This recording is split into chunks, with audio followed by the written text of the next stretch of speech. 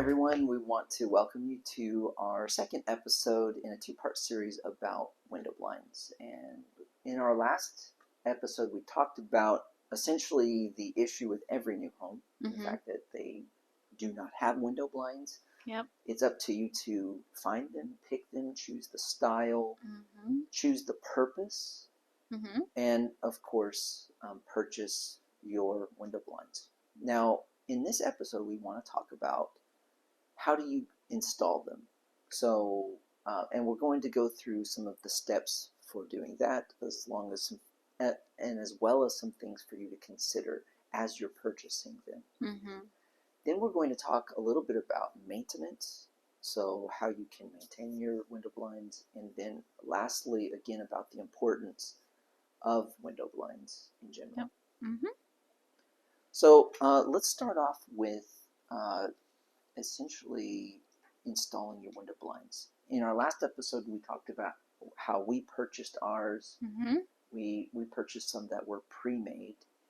They were not custom. Right.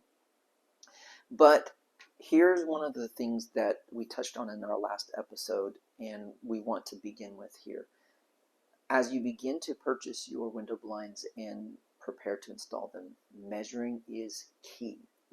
So again, you need to know the width of your window and the height of your window. But then you also need to understand about the placement of the blind. There are two kinds of blinds. One is called an inside mount.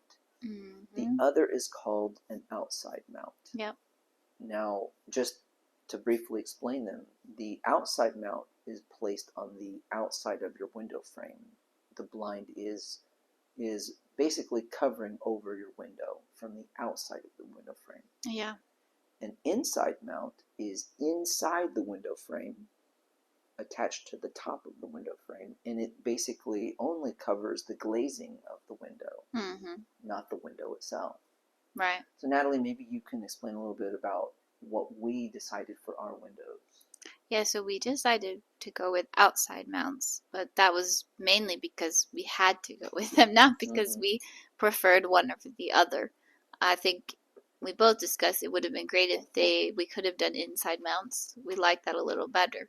But the depth of our window from where the window casing starts to where the window begins wasn't deep enough to put an inside mount. So we had to go with outside. Yeah. So, we were a little disappointed. We did want the inside mount, but we found that the outside mount works just fine. Now, one downside to the outside mount, I guess I'm thinking of one in particular. But at times at night, there's light. Oh, right. Yeah, so I know my dad was explaining that if we had measured like all the way out to the end of the window casing, we could have gotten a little bit more coverage on the sides. So if you don't want any light to like kind of peek in through the side, you would want to go all the way out. However, we didn't really realize that we came kind of a little in. So we do have some, which obviously it's not a problem in the rooms where we have our light filtering ones, but in the rooms where we have our blackouts, it does create some light to kind of bleed in a little bit. But obviously, it's better than what it would be with the light filtering ones. Yeah. So that is one thing I will make a note of. For you, if you're looking for windows and you do an outside mount, if you want to have full coverage of your window, then make sure your window blinds are a little bit wider than the glazing part, but encompassing the entire window casing, window frame. Yeah, window frame. Yeah. Yeah. Okay, so now we've measured our windows. Now we need to have the tools needed to install the window blinds. To be honest, before we bought our home, I had never installed a window blind before. Yeah. We did have the help with our first 4 blinds with Natalie's father. Shout out to her dad. He helped me to install the first 4, and so I got to learn from him on how to do it. And surprisingly, it's not that hard. So here are some of the things that you'll need. You may need a drill, but you definitely will need a screwdriver or a cordless powered screwdriver. You'll need a measuring tape, pencil. Mm-hmm. The mounting brackets usually come with the window blinds, so you will need those, and of course the screws with them. And lastly, you'll need a level. Mm-hmm. So, Natalie, maybe you can explain to us, why is a level so important when installing these blinds? Well, you don't want crooked blinds. So it's really important to make sure that they're even. You don't have any crookedness. And also, too, for us, not all of our windows are just single windows. Some were side by side, so we didn't want one to be higher than the other one and look uneven. Yeah, so that is important. You don't want crooked blinds. So let's talk then about the process. So first of all, you have your pencil, you have your level in hand. So you'll want to decide where you want the blind to go, as high as it will go. Mm-hmm. Use that level to level it off, and a pencil to mark where you want the top of your brackets. Mm-hmm. You can use your powered screwdriver, your power drill to basically drill in the brackets. Yeah. You want to do the brackets to your window casing first, and then once you have the brackets secured, then you want to install what's called the headrail, which is the top of the blind. Mm-hmm. Once you have the top of the blind installed, then you can lower the blind, test it out, make sure that it looks right. Mm-hmm. I will recommend, it doesn't hurt to back up and check to see if it's level, because now's the time to fix it. Yeah. One thing, though, that we learned is that it's always recommended to measure twice. That's true. Yeah. All that time that you're up there with your pencil marking exactly where the brackets are going to be, take a step back and look, see if it looks level, and go back and measure it again, use the level and mark it again. You want to make sure that it's right, because you don't want to go through the process of screwing in your brackets to your windowsill or your window frame, and then suddenly now you've got to pull them out and redo it. Right. You can, but that's not like what you want to do. Right. So there are some finishing touches. I know on ours we have like a little handle at the bottom, so you'll need to put that in. Mm-hmm. And then safety. You want to make sure, you can go and tug at the headrail just a little bit to make sure it's insecure, because you don't want it to fall. Yeah. So that is essentially how it's done. Yeah, it's pretty easy. Every brand is going to be slightly different, so That's it may true. not be exactly how I've outlined it. But again, one thing that we want to tell you is that we emphasized it before. We've never done it before. Right. But we learned. It's not hard. No, it's not. You can do it. So if we can do it, we know you can do it. Mm-hmm. We'd like to take a moment to thank our sponsor, which is Inside Out Express Home Services. So if you live in the Piedmont Triad area, which is Winston-Salem, Greensboro, High Point, we want to recommend Inside Out.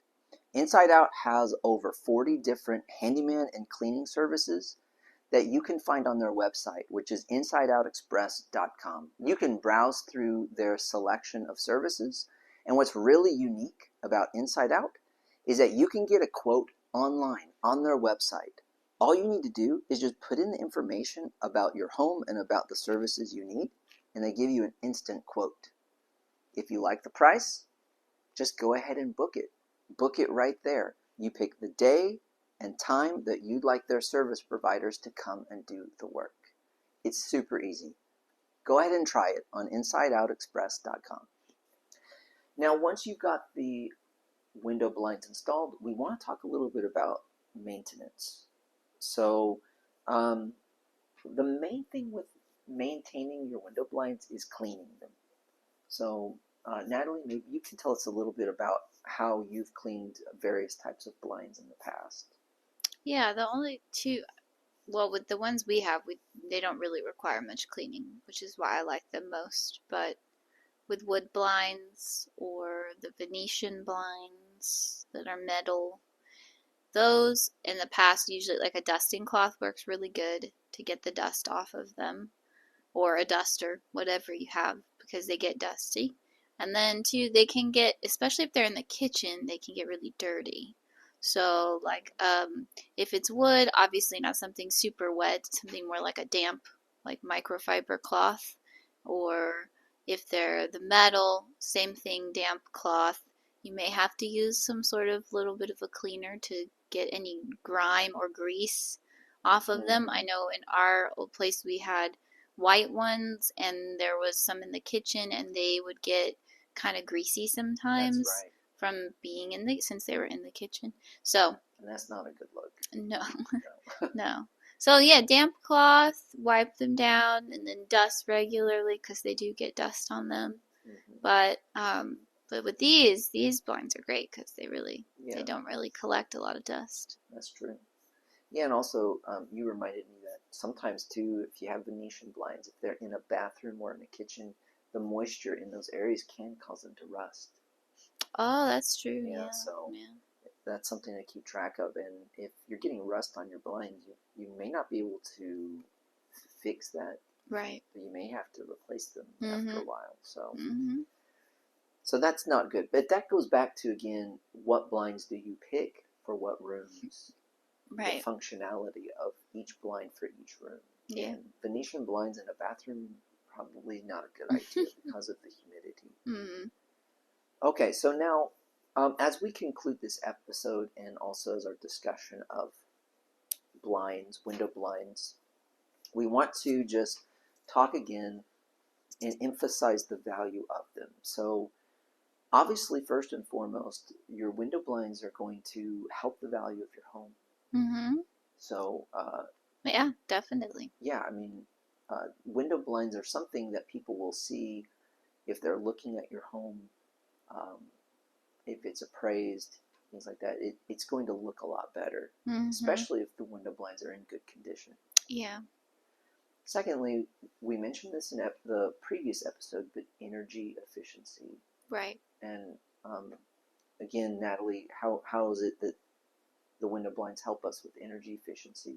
Yeah, the rooms that have more light, you may want to just use light filtering in there so you can keep it warm in the winter, and then you can always keep them down in the summer, and it keeps out some of the light but not all of it. And then I guess in the rooms where maybe it's just sun all the time and you don't want that, especially in the summertime, you could use the ones that the blackout, and not ones that do that. So blackout ones, yeah. And then we also talked about in the last episode about enhanced privacy and security. Right.